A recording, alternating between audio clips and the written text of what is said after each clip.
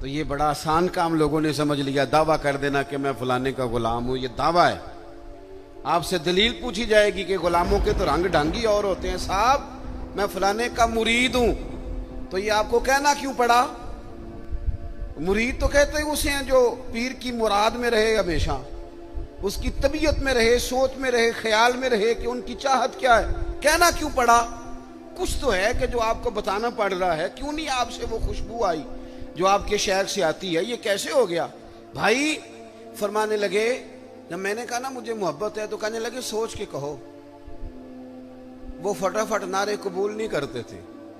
वो सियाने लोग थे तो कहते थे परख ले, जरा सोच ले, ये कोई आसान काम नहीं, पहले जरा थोड़ा सा ना गौर कर ले, गौर कर ले अच्छी तरह। जब तेरा हुक्म हुआ तर्क मोहब्बत कर दी, दिल मगर इस कदर धड़का के कयामत कर दी। कहते हैं कि मैंने ना फिर कहा हुजूर अल्लाह की कसम मुझे आपसे मोहब्बत है। तीसरी बार कहने लगे फिर सोच लो। मैंने अर्ज की हजरत मुआज़ इब्ने जबल से, हुजूर सच कहता हूँ अल्लाह की रिजा के लिए अल्लाह की कसम आपसे मोहब्बत है। फरमाते हैं वो मेरी बात सुन के इतने राजी हुए कि फरमाने लगे सुन फिर अबू अदरीस, मैंने खुद नबी करीम से सुना है, सामने बैठ के सुना है, आंखों से देख के सुना है, अपने कानों से सुना है। मेरे हबीब ने फरमाया था जो दो भाई अल्लाह की रिजा के लिए आपस में मोहब्बत करें, अल्लाह उन दोनों से मोहब्बत फरमाता है। हमारा लोग मुकदमा तो समझें, दरअसल हम क्या कह रहे हैं, हमें कोई जाती दुनिया का लालच है ही नहीं दाता गंज बख्श अली अजमेरी से, हमें कोई दुनिया का लालच नहीं हजरत मुजद्दिद अल फिसानी से, हमें कोई लालच नहीं दुनिया का हजरत बहाउल नक्शबंद बुखारी से, कोई लालच नहीं बाबा फरीद से। हमें तो इतना लालच है कि जब हम उनके करीब जाते हैं तो हम रब की रजा के लिए उनसे मोहब्बत करते हैं, अल्लाह का बंदा जान के। इसलिए गुमराहियों के सफर में ना पड़े। हमारे तो लोगों ने तबसरे उल्टे सीधे करके ये हाल कर दिया है कि इतना सोना वतन, इतना मीठा वतन, इसमें कोई बंदा अच्छा रहा ही नहीं। ना कोई सियासतदान अच्छा रहा है, ना कोई ताजर अच्छा रहा है, ना कोई ब्यूरोक्रेट अच्छा रहा है, ना जनाब पुलिस वाले अच्छे रहे हैं, ना जनाब वापडा वाले अच्छे रहे हैं, ना मौलवी अच्छे रहे हैं, ना कोई अच्छा है ही नहीं। किसी का नाम ले लें और आप मजाक उड़ा लें जितना मर्जी। ये तो बाकायदा कोशिश की गई, और मैं बड़ी माजरत के साथ अर्ज करूंगा ये काम सब ने किया, सब ने, ये सब ने। इसमें वो रात को जो एंकर टीवी पे बैठे थे उन्होंने भी तबसरे किए। वो चार मुख्तलिफ जमातों के जो बंदे बुलाते हैं वो इसलिए बुलाते हैं कि तुमने एक दूसरे की खामियां बयान करनी, और जितनी ज्यादा लड़ाई हो प्रोग्राम ज्यादा देखा जाता है, जितनी ज्यादा लड़ाई हो। यही काम बाकी जगहों पर किया गया। पीर साहब के पास, सूफी साहब के पास लोग तावीज़ लेने गए थे, उन्होंने नई मुसीबत डाल दी। उन्होंने कहा तेनू किसी ने कुछ किया है। वो मामला वैसे ही गड़बड़ हो गया। सारी रात सोचता रहा कि पता नहीं किसी ने क्या कर दिया। मजहबी स्टेज पे लोग आए थे, यहाँ उनका ख्याल था कि शायद हमारे लिए कोई बड़ी खैर की बात होगी ना। यहाँ भी कुछ ऐसे लोग आ गए जिन्होंने बाजू ऊपर करके कहा कि आज मैं दसना है अहले बैत दी शान की है। ओ मियाँ तू की दसनी है? अहले बैत दी शान तो अल्लाह ने कुरान में बता दी, हुजूर ने हदीस में बता दी। आप क्या अनोखी बात बयान करेंगे? मैंने आज बताना है बाजू चढ़ा के सहाबा की अजमत क्या है। आप क्या बयान करेंगे? आप नकल करें जो कुरान और सुन्नत से पढ़ा है, उसका इबलाग करें और आप जाएं। आप इंतशार का कोई काम ना करें। मैं और आप जितने मुस्बत रहेंगे, आपको बताऊं, अगर हमारे ज़हन मुस्बत होते ना तो दुनिया में बड़े बड़ी अच्छी खैर हमें नजर आती। बड़े बड़े सोने लोग मिलते, बड़े बड़े नफीस लोग मिलते, बड़े बड़े दरवेश मिलते।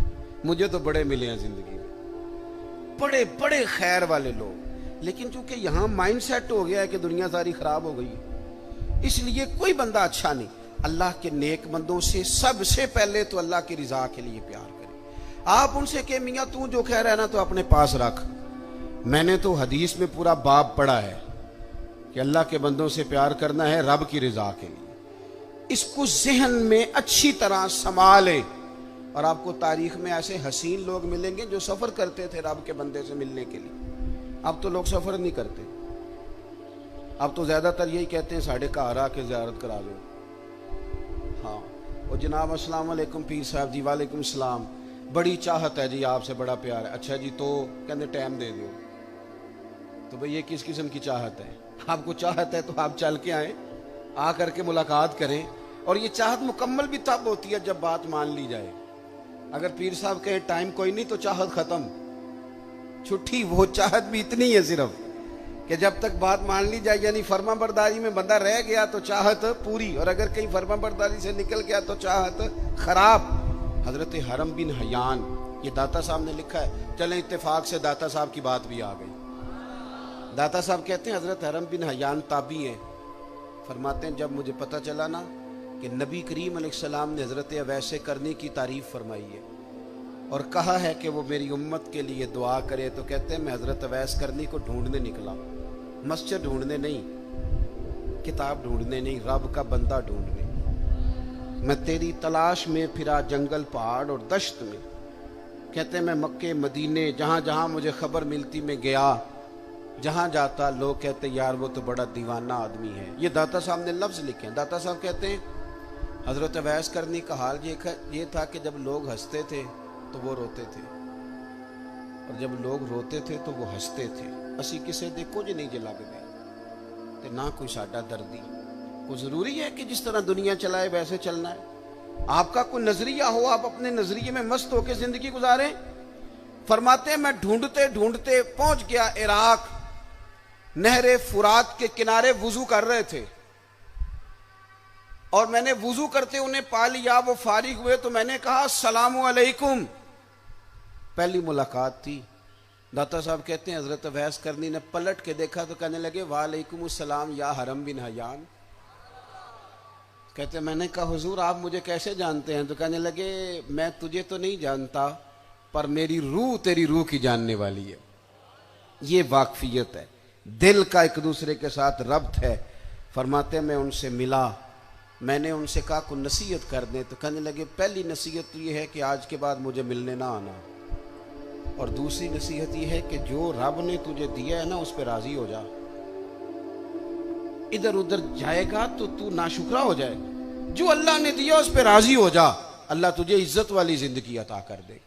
अल्लाह के बंदों से फकत अल्लाह की रिजा के लिए, रब की रिजा के लिए प्यार करें। दूसरी बात, हमारे ये जो सूफियात थे ना, औलियात थे, ये नजरियाती लोग थे, फिक्री लोग थे।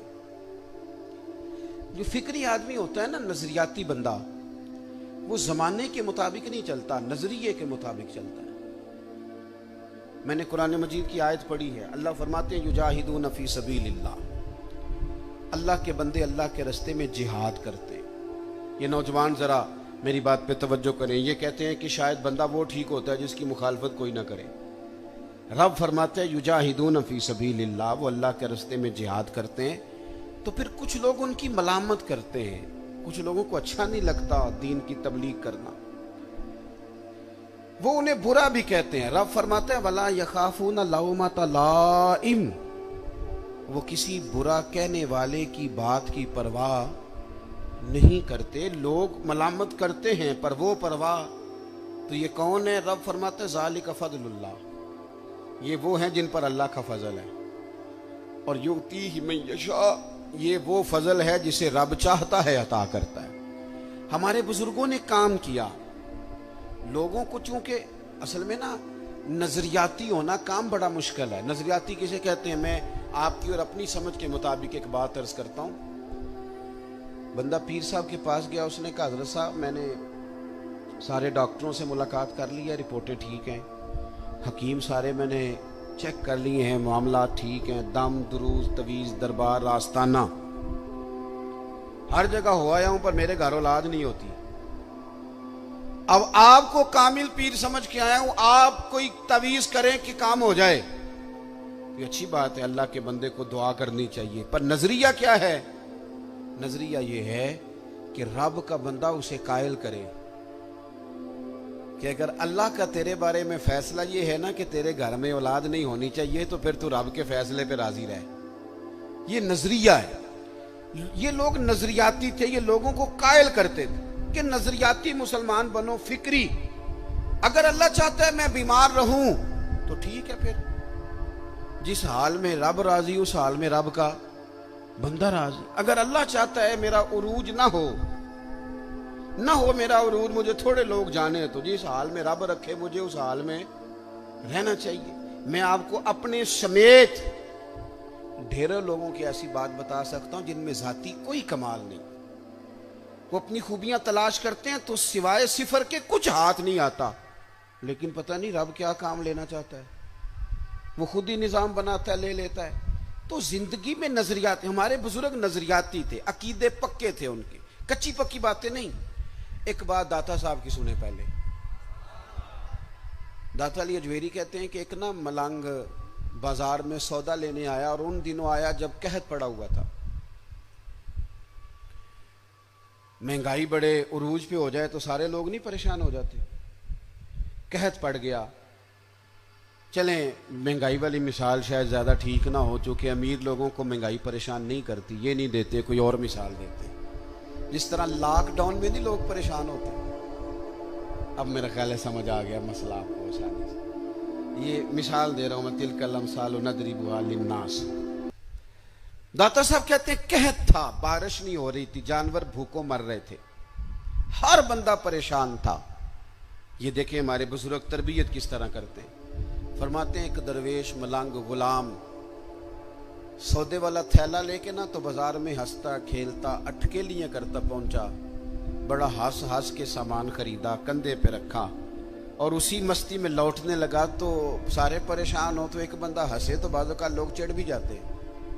कहते कुछ लोगों को गुस्सा आया, कहने लगे सारी दुनिया जो परेशान है, तुझे किस बात की खुशियां चढ़ी हुई हैं?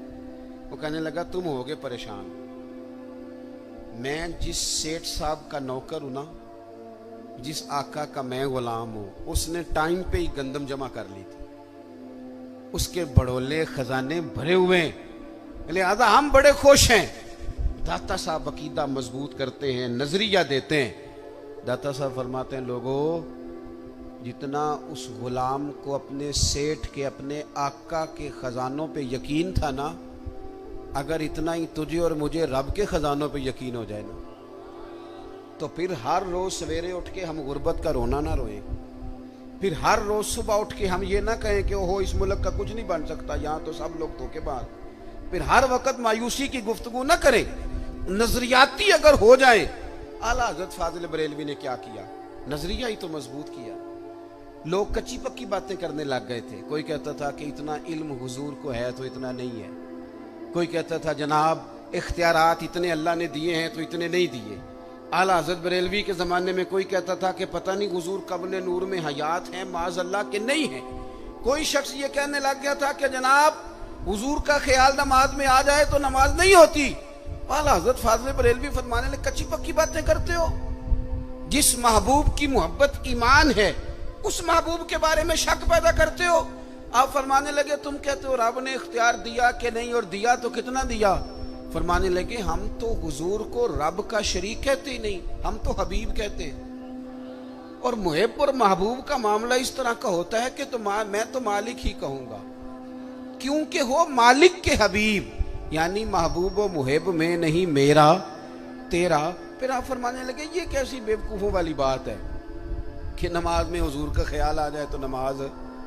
कितनी वैसे कितनी आप सादे अंदाज में भी अगर समझे तो अजीब बात नहीं।